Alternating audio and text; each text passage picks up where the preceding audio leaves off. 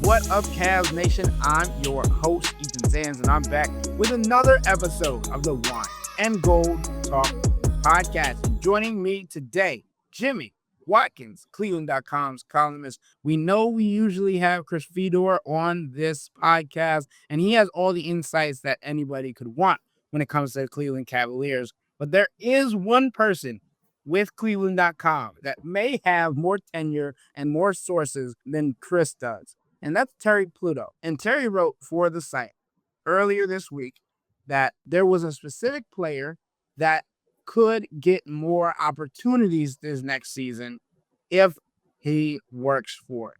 So, Jimmy, I don't know if you had a chance to read this article, but Terry Pluto went into different bullet points of things when it comes to the Lonzo Ball trade, Kenny Atkinson, Sam Merrill, all of these things. And his letter E, his subject E, was the Cavs are working with Craig Porter Jr. to raise the level of his intensity and work ethic.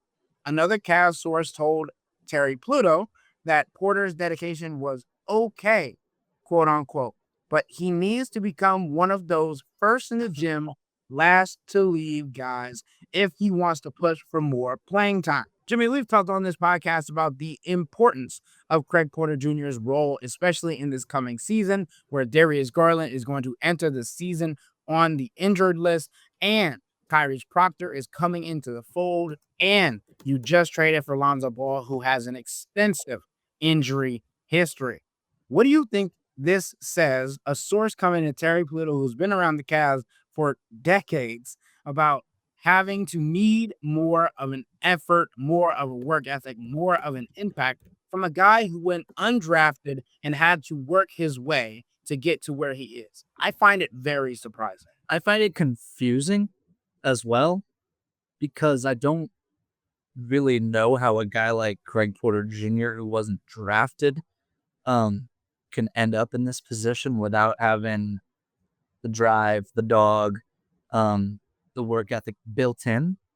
It just seems like that's a prerequisite for a guy in his position. I wonder a little bit if this Cav source told this to Terry knowing Terry would write it. Maybe to light a little fire under Craig.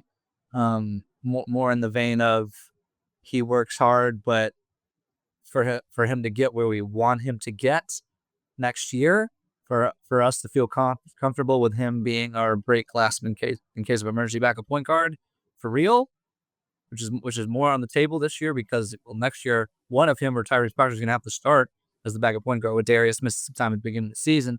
And we talked about Lonzo's extensive injury history. That makes sure that makes the guys further down the depth chart that much more important. So I can see it coming on from that way.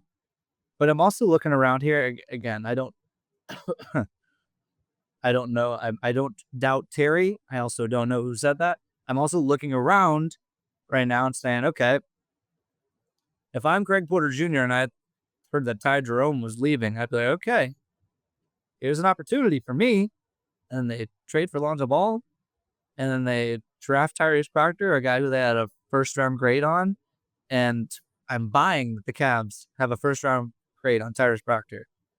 Well, that means they kind of just drafted over Craig Porter Jr. Tyrese Proctor's tall enough to play 2, 3, but, heft-wise, he's firmly in that backcourt. And when you're planning on having one of Darius or Donovan on the court at all times, your position is not really determined by how much you have the ball, because you're not going to have it very much. Generally in today's NBA, it's determined by who you defend.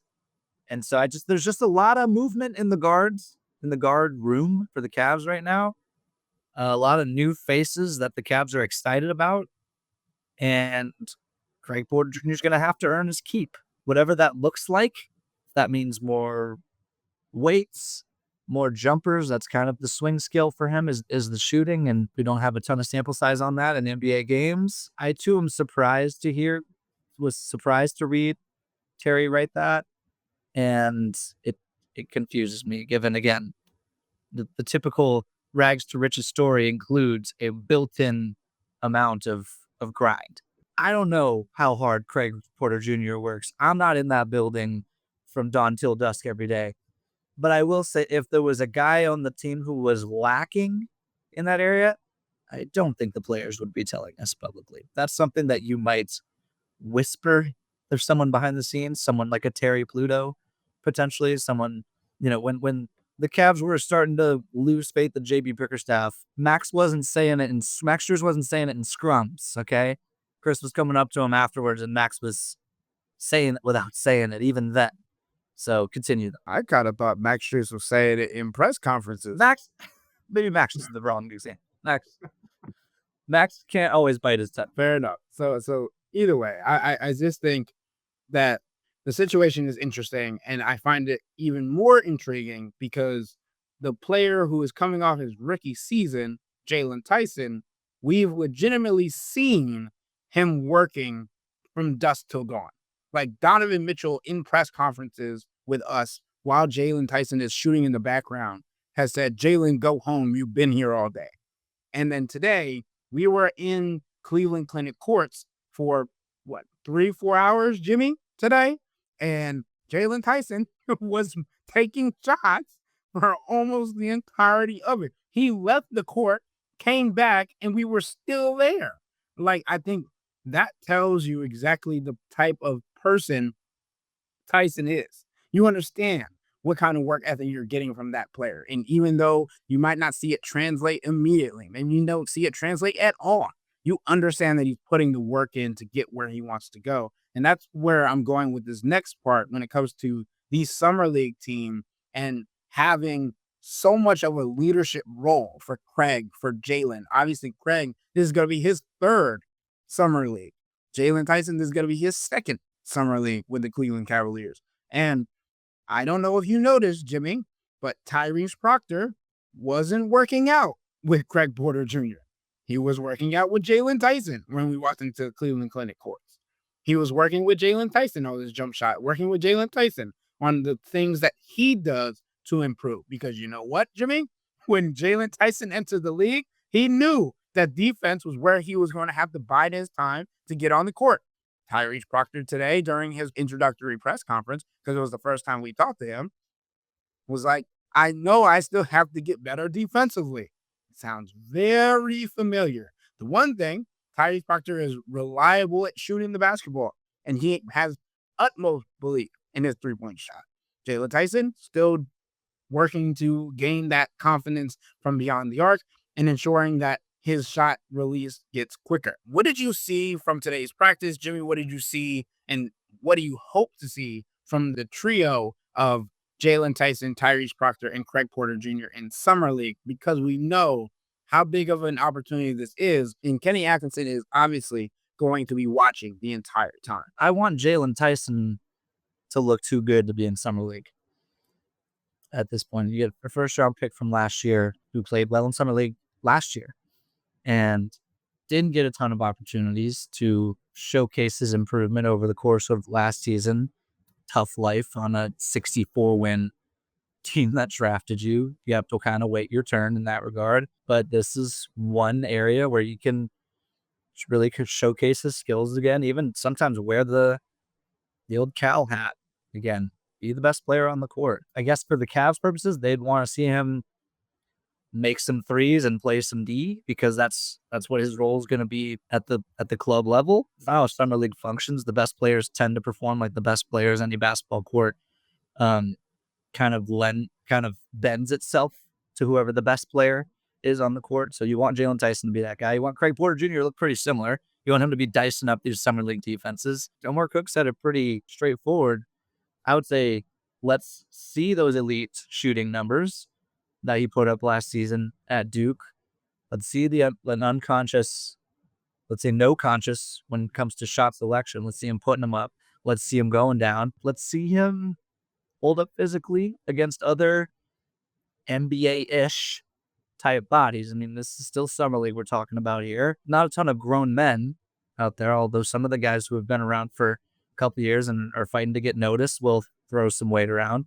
But one of the main reasons that Tyrese Proctor dropped 49, besides potentially wanting to be, knowing that the Cavs might have a better contract situation for him, that's always part of this equation.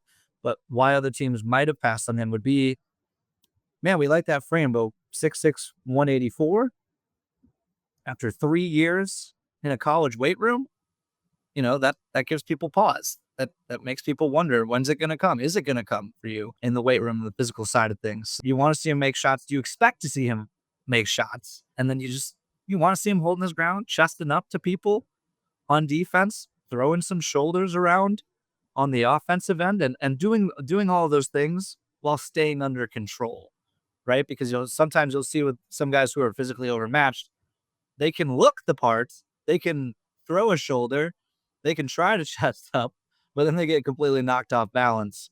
And great offensive players will manipulate you when you're off balance. So that's, again, Jaylon Tyson, be the best dude out there and show the defense. Take pride in it. Craig Porter Jr., would love to see you make some jump shots as well. And Tyrese Proctor, it's the physicality for me. Jimmy, I think you make a great point when it comes to Tyrese Proctor and how the game can get away from some of these types of players that are just coming into the NBA. I think I would put that on Jaylon Tyson for this summer league. That would be where I want to see him have the biggest step forward. I want the game to slow down for you. I don't want it to feel like you're moving 100 miles an hour. I want you to dictate pace. I want you to dictate the flow of the offense. I want you to dictate how the game is going to evolve, even defensively. Don't allow for switches and all these things to take the game out of your hands. So I think Jaylon Tyson being able to show how he leads, show how he can develop as a defender and as a flow state performer, I think is extremely important, especially in a season where he could see himself grow. We talked about it on a previous podcast. If Craig Porter Jr. doesn't show that he's capable of handling the workload that the Cavs might need, and Tyrese Proctor is still too raw of a player to just throw into an NBA spotlight that has the expectations that we're number one seed in the Eastern Conference. I know we said before that Jaylon Tyson hasn't been used as a guard, has been used more as a wing and a forward and a rebounder and a defensive stopper. But Kenny Atkinson might be like, well, let's see what you can do with the ball in your hand. Can you be a secondary playmaker? Can you be a third ball handler for the Cavs, right? Because we know his experience at Cal allowed him to have the ball in his hands for a majority of the time. And I'm not saying that Donovan Mitchell and Darius Garland don't exist and they're going to offer the ball to Jaylon Tyson when they're on the floor. But having somebody that you can trust in to bring the ball up the floor, and we talked about this as well, the fact that everybody on the floor for this Cavs team to be successful needs to be able to dribble, shoot, and defend. And for Jaylon Tyson, the first two are extremely important because the third one he's shown, even though that wasn't his strength coming into the league, that was one of the highlights from his first year in the NBA, how he was able to hold up defensively against some of these bigger wings, some of these guys who are 6'6", 6'8", all of these things. I don't know about you, but I was high on Craig Porter Jr. a couple seasons ago just because of how he came into the NBA, how he handled pressure and all these things. I think this is the true test for Craig Porter Jr. You had the weird rookie season where it wasn't really like you were a rookie. You had to play so many significant minutes because Darius Garland was dealing with so many different injuries. And now you come back and you have Darius Garland now on the floor and you have to be in more of a secondary, third ball handler with Ty Jerome back on the floor. So it was more like his second season was more like his rookie year than his actual first season. Now, do you take that jump? Do you take that step? And I think Craig Porter Jr. is a big question mark for this team. And there's a lot of eyes that are going to be on him more so than it ever has been before. And it's also his last guaranteed year on the team, right? I mean, his team option comes around next summer, and that's the way the Cavs roster and cap situation is structured. I don't know. This is not they don't have the patience. I'm saying I don't know how much patience they would have for a guy like Craig Porter Jr. at the end of the roster making $2.4 million next year. We're talking 26, 27, when we know that $2.4 million is not $2.4 million to them, when every penny counts, when we're talking about the second apron, as we're talking about, third guard type options. The Cavs also have a team option on Lonzo Ball next year. If the Craig Porter Jr. experience doesn't work out if the Lonzo Ball experience doesn't work out for whatever reason, the Cavs might be minimum shopping again next year. And the veterans minimum is closer to about $3 million now. So Craig does have that going for him. He can save a little bit of money, at least for, I think it's $3 million for guys who have like at least 7 years of experience. But like, he's not cutting it. And basically, to me, what it comes down to for this third guard spot behind Lonzo, and to start the season, it will be a third guard spot because again, Darius is going to be hurt. Craig Porter Jr. has proven he's a reliable enough ball handler. Defense, he works hard. Size is an issue. Shooting is a question mark. Jaylon Tyson works hard on defense. I have questions about whether the ball handling would translate to the pro level. He just hasn't been in that. And again, it can't be overstated enough. This is not a primary ball handler type person we're talking about because, again, the idea of this team as currently constructed is that one of Donovan or Darius will always be on the floor. Heck, Evan Mobley in these second units is often going to be on the floor with you. Oh, look, there's DeAndre Hunter. Like, we don't actually need you to do a ton, but we need you to be capable when called upon handling the ball, create, attack closeouts, beat your man in a pinch, create advantages, but need you to be able to shoot, need you to be able to space the floor, provide support for Donovan and Darius. And that's the biggest hurdle to me. That's Tyrese Proctor's biggest advantage in this. We're calling it a 3-man race. That we're talking about the Summer League trio options for guys who could fill that third guard spot to start the season is, again, if that shooting from Duke is real, that's a hard thing for coaches to turn down. The physicality has to catch up. But I'm telling you, in NBA programs, teams usually feel good about that getting there eventually. Maybe not right away, but if the shooting is there, teams will be patient. Teams will put up with a lot over if a guy can really, really knock it down. And Craig Porter Jr. and Jaylon Tyson just haven't proven that at this level. Yeah, were both, by the end of their college careers, pretty good, passable, mid-30s, 3-point percentage guys on decent volume. But just the sample size at this level is small. That skill, I think, reigns supreme above all else. As much as we're calling this the summer of defense, and the Lonzo Ball decision is all about defense, Larry Nance Jr. decision is a lot about defense. In this particular situation, I think shooting is going to reign supreme. That's kind of how it goes with guard play, right? Even though the NBA is becoming more and more stretch bigs and all these things, like the guard's job is to knock down shots. The guard's job is to create shots, whether that's passing, facilitating, or actually getting to your spot and making your own bucket yourself.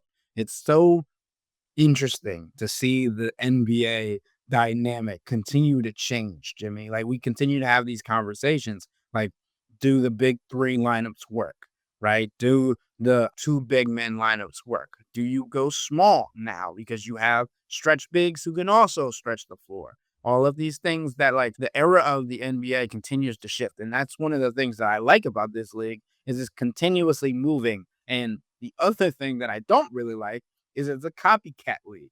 And so if somebody does something that works, everybody else is going to try and follow in suit, right? The Thunder, Boston, trying to find out how many wings you can have on a roster, how many big defenders that can switch on to everybody, the switchability of the Cavs being part of that as well. I think it's just so interesting how the Cavs are constructing their roster. It's a little bit of everybody, right? It's a little bit of the best teams. You get the defensive acumen of both the Thunder and the Boston Celtics. You have the passing acumen of teams like the Indiana Pacers and the Atlanta Hawks, who love to run and get out into space. And then you have the shooting acumen of these teams as well, that have people on their teams that are just solely meant to make buckets and to get to their spots. Sam Merrill, Max Strus, Tyrese Proctor might become one of those guys. He could become a specialist, Jimmy. That could end up being his role, depending on where the Cavs season goes. But Summer League is for everybody to make their first impression. And what I was getting into with Jaylon Tyson is more so, it's not your first impression. Show us how much you can do at an NBA level. Show us how much can translate to the NBA floor, because there's so much good that you had in your first year, and it got you some starting spots and it got you some extra minutes down the stretch. But what does that mean? How have you developed? Where have you grown especially over this offseason where as an NBA player, your entire job is focused on improving your weaknesses. And Jimmy, we didn't get to see a whole lot today, but his jumper looks eerily similar to the one from last year. Not a whole lot has changed, at least in that department when it comes to just watching him take shots. The shooting is, as much as it's about fundamentals and repetition and mechanics, it's a between the shoulders conversation. I mean, speaking of watching practice, there's a lot of guys on this team that don't shoot a ton of threes that in a practice setting would wow you with the amount of threes that they can hit in a row. This is another hurdle to overcome when the ball swings to you and someone 6'8", 235 is doing their best to close out on you, and you have to focus on the rim just like it's an empty gym, except that for the fact that there's 20,000 people in the arena either rooting for or against you, and you're on TV and all that stuff. So I'm not going to pretend to be any sort of shooting mechanics expert. I've never gone frame by frame on JT's jumper. I just know that by the end of his college career, and even sophomore year at Texas Tech, he shot 40% from three on 3.5 attempts in 28 minutes. That's promising stuff, and he was much closer on that team to the role that he'd be playing for the Cavs than he will be, or than he was at Cal, I should say. Now, again, I'm looking at the free throw percentage numbers too. Those crept up as he evolved as a college player as well. That's a good sign too. It's always a chicken or the egg thing. We've talked about this on the pod before with like your Isaac Coro types, and when Evan Mobley was still developing as a shooter, it's like, does confidence come from made shots, or do made shots give you confidence? The answer is yes, kind of both, and that's the trick.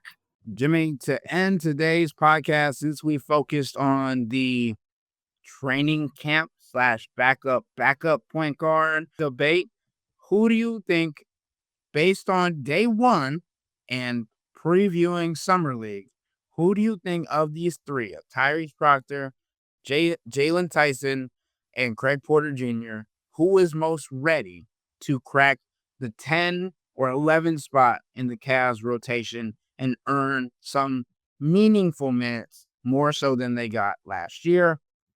And for Tyrese Proctor, immediately entering in the NBA. Man, I gotta say, I'm not really sure that I would describe any of the three as, I'm not sure I'd stamp any of them as ready today, because I just haven't seen enough. So I'd go, it's kind of a blah tie. I want to lean.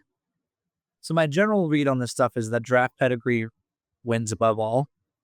That's just an inescapable politic. And if you invest more in a player, you're naturally going to want to see what they can do. And that would point to Jaylon Tyson, right? But he's not. I don't think you want to get too caught up in positional stuff. He's not quite this kind of position, and I don't think his shooting. Here's what I'll say. I think the Cavs want it to be Tyrese Proctor. I think that's their messaging about how ready he could be, and him playing professionally in Australia, potentially preparing him for what life could bring in the NBA, and 3 years of college production.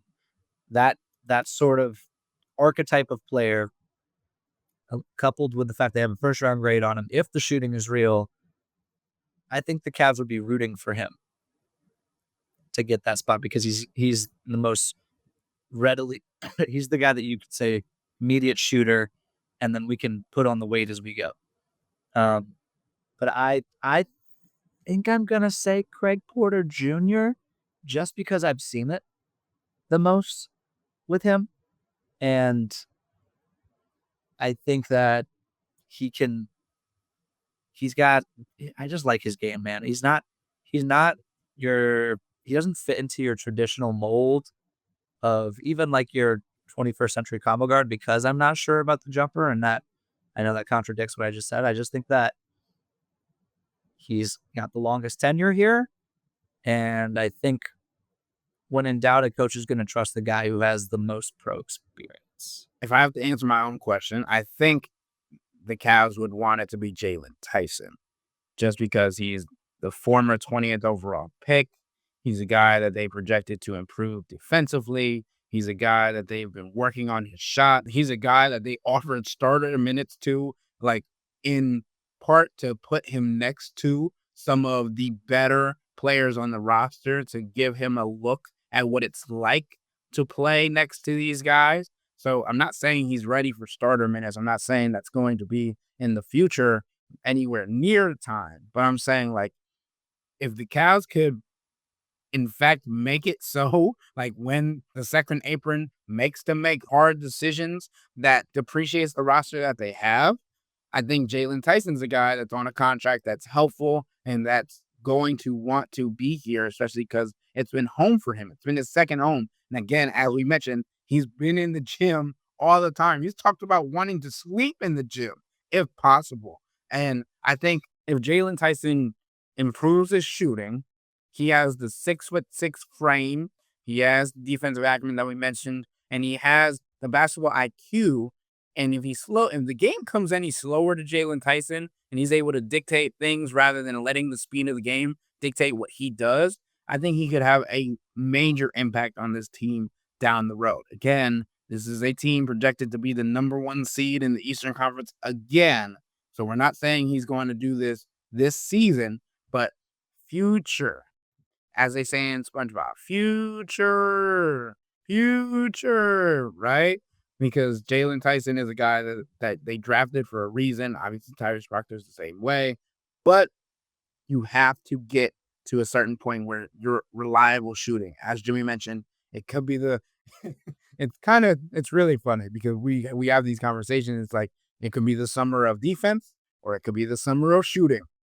Well, to both of them make sense based on how this roster is being constructed.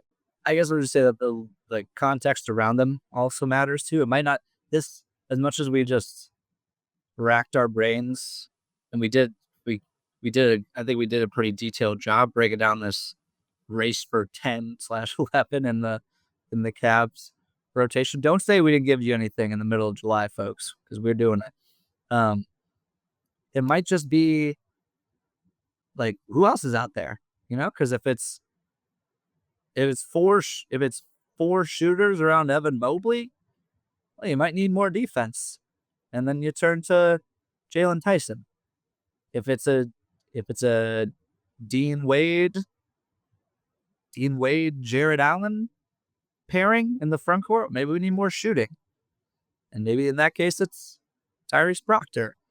And if it's, I don't know, if there's a situation where Donovan has the night off, well, then ball handling becomes, that importance becomes emphasized even further, and then that's Craig Porter Jr., someone who's more suited to run the show. So I guess it's also a good thing that you have three kind of different archetypes of players for this kind of conversation. It goes back to what we've been saying. You want to be able to be a chameleon and blend to all the different styles and shapes that you might have to play over the course of a season.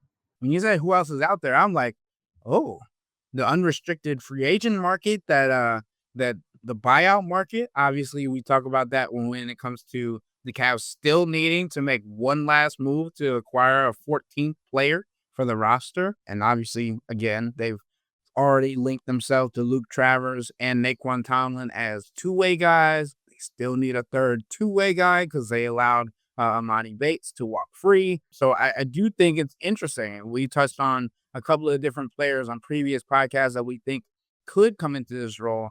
But if Malcolm Brogdon doesn't get tied into a situation along with the Bradley Beal trade, the rumors around that about a buyout or all these things, I think it's interesting to think about him potentially racking our brains again, Jimmy, to worsen the opportunity chances for Jaylon Tyson, Craig Porter Jr.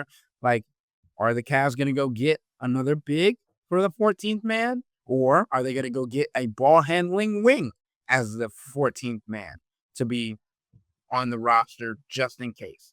Break glass in case of emergency. That's where we're at for the 14th man roster. Or Do they just bring back Tristan Thompson for locker room support along with Larry Nance Jr.? I think it's an interesting conversation where the Cavs are going to go. But one thing is for sure, they still have to find one more player to bring onto this roster. So it's interesting, and we'll keep you guys updated throughout the summer. You bring up the outside market made me think if Lonzo Ball does end up going down, I think they would sign somebody. And that's probably the real answer to this question. Look, again, the Cavs would love for one of these guys, and you're right to point out again, Jaylon Tyson with the draft pedigree, probably the guy that they're rooting for, especially in year 2. Tyrese is a guy they see immediate potential in, as we were talking about. Craig Porter Jr. has the tenure in the franchise, but if each of them, as we've been discussing, has their flaws, and if they don't improve upon those enough, then the Cavs might just decide, let's go get a vet, someone we can, a known commodity, someone we can count on. This, we know there's not as many swings with a vet as there might be a young guy trying to still earn his stripes and learn the hard way through the league. That's entirely possible too. I wanted to read this list really quickly of free agents that are still on the market as of July 7th when we're recording this podcast at 11 p.m. Center still on the market. Marvin Bagley III. I am intrigued by him, but I know we haven't talked about him a whole lot. Mohamed Bamba, Bismack Biyombo, Moses Brown, Thomas Bryant, Taj Gibson, Al Horford, Kai Jones, DeAndre Jordan, Alex Len, Michael Potter, and Tristan Thompson. Power forwards on this list: Precious Achiuwa, Bobo, Chris Boucher, Anthony Gill, James Johnson, Trey Lyles, Markieff Morris, JT Thor, and PJ Tucker. Small forwards: Marcus Bagley, Amir Coffey, Torrey Craig, Jay Crowder, Kessler Edwards, Javonte Green, obviously, is another name that's still circulating. Kevin Knox, Cody Martin, Cam Reddish, Lamar Stevens, and then the shooting guards, Trey Alexander, Malik Beasley, who we know is questionable in every conversation right now. Brandon Boston Jr., Alec Burks is an interesting one. Josh Christopher, Seth Curry, Bones Highland, Mason Jones, Johnny Juzang, DeAnthony Melton, Gary Payton II, Trevelyan Green, Lonnie Walker, and then point guards still on the market, as I mentioned, Malcolm Brogdon, Markelle Fultz, Reggie Jackson, Corey Joseph, Cameron Payne, Elfrid Payton, Ben Simmons, and DeLon Wright are all options still out there for the Cavs to look at. Sorry, that was long-winded, especially to end the podcast, but I wanted you to have the names of people to think about. And for our subtexters, come and text and see and tell me and tell us who you might want from this list. There's obviously probably more out there that I missed. Go do your research on the back end and come back to me with who you think would be a great fit for the Cavs for the 14th roster spot. And if the Cavs end up bringing on a 15th player, which they usually don't to start a season, who you would like them to use that spot on. But with all that being said, that'll wrap up today's episode of the Wine and Gold Talk podcast. But remember to become a Cavs insider and interact with Chris, me, and Jimmy by subscribing to Subtext. Sign up for a 14-day free trial or visit cleveland.com/Cavs and click on the blue bar at the top of the page. If you don't like it, that's fine. All you have to do is text the word stop. It's easy, but we can tell you that the people who sign up stick around, because this is the best way to get insider coverage on the Cavs from me, Chris, and Jimmy. This isn't just our podcast, it's your podcast. And the only way to have your voice heard is through Subtext. Y'all be safe. We out.